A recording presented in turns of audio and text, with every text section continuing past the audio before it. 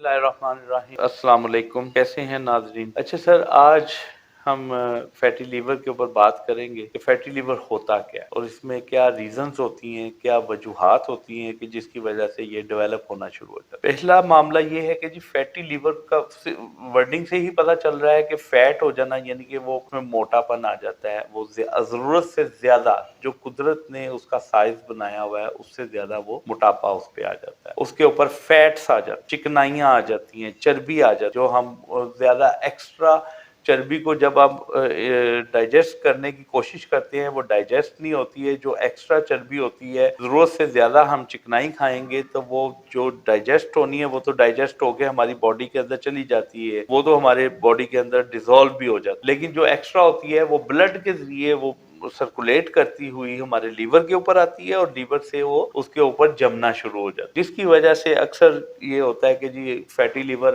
Ultrasound reports के अंदर आता है कि जी आपका लीवर फैटी हो गया है, इनलार्ज हो गया है, उसके ऊपर फैट्स बहुत ज्यादा आ गई हैं। तो ये चीजें जो है ना, ये आपकी सेहत के लिए बहुत ज्यादा खतरनाक होती हैं और इससे ये होता है कि फिर आप आगे मजीद आगे जो है वो आप हेपेटाइटिस में जाना शुरू हो जाते हैं, उसके स्टेप्स बनना शुरू हो जाते हैं। फिर आप पहले G1 में होते हैं, यानी कि ग्रेड 1 में होते हैं, फिर 2 में, फिर 3 में, फिर C में, इसी तरह पे रहे A में, हेपेटाइटिस A में आप तशरीफ ले जाएंगे, फिर उसके बाद आप B में आपका जो है मर्ज दाखिल हो जाएगा, फिर आप हेपेटाइटिस C में जो है वो दाखिल हो जाएंगे। फिर उस वक्त तक इस हद तक मर्ज बढ़ चुका होता है कि उसको ट्रीटमेंट करना बहुत मुश्किल हो जाता है। तो इसलिए जितने भी अगर पेशेंट्स हैं जिनको ये फैटी लीवर का आर्जा हो चुका है, पहले हो चुका था, तो उनको चाहिए कि अपना वक्तन फवक्तन कोई साल के बाद जो है अपना अल्ट्रासाउंड करवाया करें और करवा के उसको नजर पे रखा करें कि मेरा दोबारा लीवर जो है वो इनलार्ज या फैटी तो नहीं हो रहा। तो अपनी खुराक को मुतवाजन करें, सैलेड का इस्तेमाल ज्यादा करें। नेट के ऊपर आपको खास तौर पे, ये मैं फैटी लीवर के जो पेशेंट है उनके लिए कह रहा हूँ, नेट के ऊपर आपको एक कीटो डाइट का चार्ट मिल जाएगा। उसमें एक कीटो डाइट का चार्ट है, उसके अंदर आप चार्ट के मुताबिक आप अपनी डाइट को जो है वो यूटिलाइज करें, उसको इस्तेमाल करें। तो उससे ये होगा कि आपकी सेहत भी बरकरार रहेगी, आपके अंदर तवानाई भी आएगी और आप बीमारियों से ज्यादा महफूज होना शुरू हो जाएंगे। हमारे पास होम्योपैथिक में बहुत अच्छी मेडिसिन हैं जिससे हमने बहुत अच्छे रिजल्ट्स लिए हैं और अल्हम्दुलिल्लाह